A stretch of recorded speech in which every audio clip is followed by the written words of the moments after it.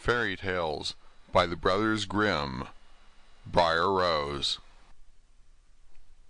A king and a queen once upon a time reigned in a country a great way off, where there were in those days fairies. Now this king and queen had plenty of money, and plenty of fine clothes to wear, and plenty of good things to eat and drink, and a coach to ride out in every day. But though they had been married many years, they had no children, and this grieved them very much indeed. But one day, as the queen was walking by the side of the river, at the bottom of the garden, she saw a poor little fish that had thrown itself out of the water, and lay gasping and nearly dead on the bank. Then the queen took pity on the little fish, and threw it back again into the river, and before it swam away, it lifted its head out of the water, and said, "I know what your wish is, and it shall be fulfilled in return for your kindness to me. You will soon have a daughter." What the little fish had foretold soon came to pass, and the queen had a little girl, so very beautiful that the king could not cease looking on it for joy, and said he would hold a great feast and make merry, and show the child to all the land. So he asked his kinsmen, and nobles, and friends, and neighbours. But the queen said, "I will have the fairies also, that they might be kind and good to our little daughter."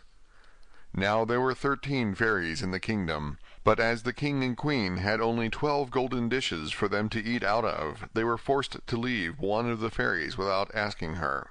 So 12 fairies came, each with a high red cap on her head, and red shoes with high heels on her feet, and a long white wand in her hand. And after the feast was over, they gathered round in a ring, and gave all their best gifts to the little princess.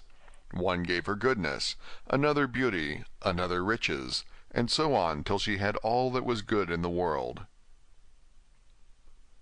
Just as 11 of them had done blessing her, a great noise was heard in the courtyard, and word was brought that the 13th fairy was come, with a black cap on her head, and black shoes on her feet, and a broomstick in her hand, and presently up she came into the dining hall.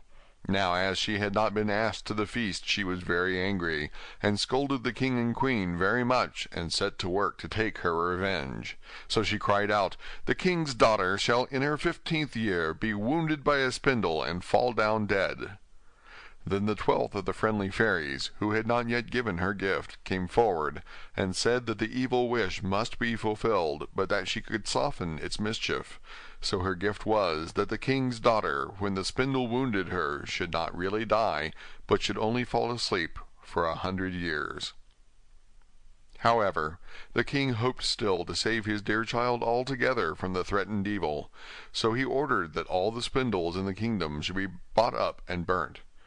But all the gifts of the first 11 fairies were in the meantime fulfilled, for the princess was so beautiful, and well behaved, and good, and wise, that everyone who knew her loved her. It happened that, on the very day she was 15 years old, the king and queen were not at home, and she was left alone in the palace. So she roved about by herself, and looked at all the rooms and chambers, till at last she came to an old tower, to which there was a narrow staircase ending with a little door.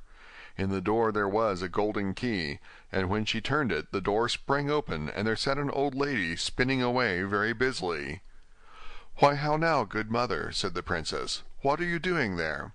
"Spinning," said the old lady, and nodded her head, humming a tune while buzz went the wheel.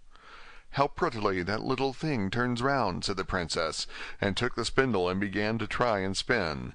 But scarcely had she touched it before the fairy's prophecy was fulfilled. The spindle wounded her, and she fell down lifeless on the ground. However, she was not dead, but had only fallen into a deep sleep, and the king and the queen, who had just come home, and all their court, fell asleep too. And the horses slept in the stables, and the dogs in the court, the pigeons on the housetop, and the very flies slept upon the walls. Even the fire on the hearth left off blazing, and went to sleep.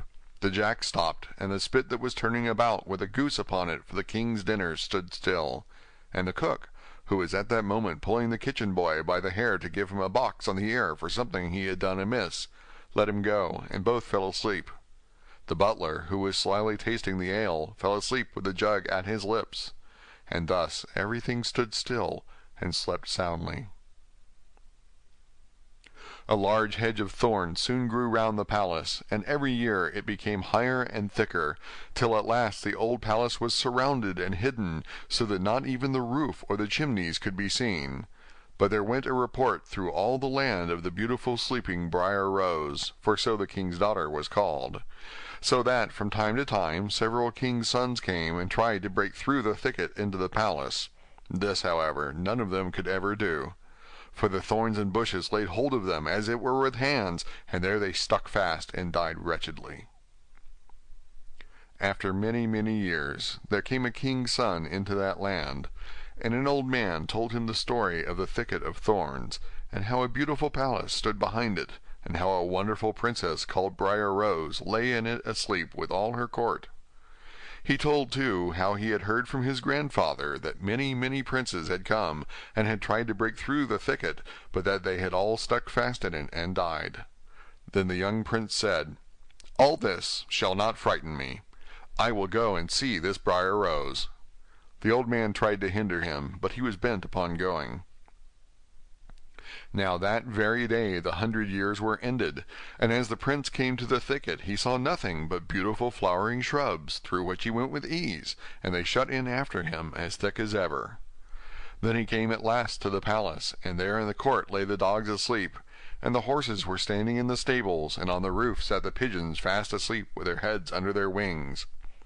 And when he came into the palace, the flies were sleeping on the walls, the spit was standing still, the butler had the jug of ale at his lips, going to drink a draught, the maid sat with a fowl in her lap ready to be plucked, and the cook in the kitchen was still holding up her hand as if she was going to beat the boy.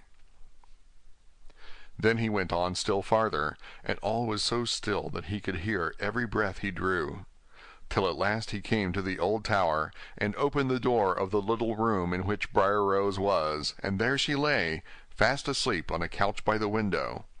She looked so beautiful that he could not take his eyes off her, so he stooped down and gave her a kiss. But the moment he kissed her, she opened her eyes and awoke and smiled upon him, and they went out together. And soon the king and queen also awoke, and all the court, and gazed on each other with great wonder. And the horses shook themselves, and the dogs jumped up and barked. The pigeons took their heads from under their wings, and looked about and flew into the fields. The flies on the walls buzzed again. The fire in the kitchen blazed up. Round went the jack, and round went the spit, with a goose for the king's dinner upon it. The butler finished his draught of ale. The maid went on plucking the fowl, and the cook gave the boy the box on his ear. And then the prince and Briar Rose were married, and the wedding feast was given, and they lived happily together all their lives long. End of Briar Rose. Recorded by R. Francis Smith.